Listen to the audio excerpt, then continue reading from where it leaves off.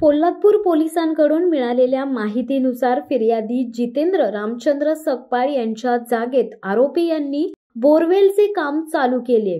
यानंतर फिर्यादी यांनी जोपर्यंत कोर्टाचा निकाल लागत नाही तोपर्यंत येथे काम करायचे नाही असे म्हटल्यानंतर संबंधित आरोपी यांनी त्यांना हाताबुक्कीने मारहाण केली व दमदाटी केल्याची तक्रार जितेंद्र सकपाळ यांनी पोलादपूर पोलीस ठाण्यात केली आहे।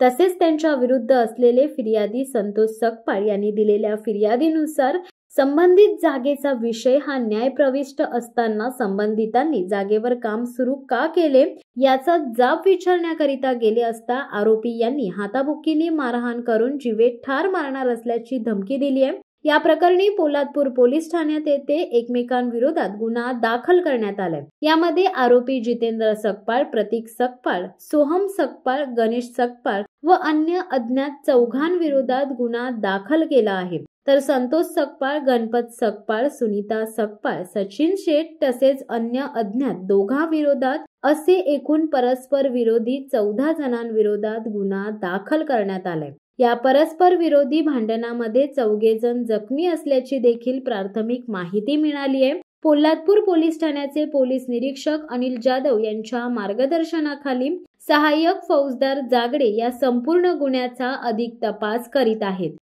शिवसत्ता टाइम्ससाठी अमोल कुमार जैन, रायगड। दे धडक बेधडक वृत्त देणाऱ्या आपल्या शिवसत्ता टाइम्स न्यूज चॅनलला लाल बटन दाबून सबस्क्राईब करा आणि बेल आयकॉनला क्लिक करायला विसरू नका।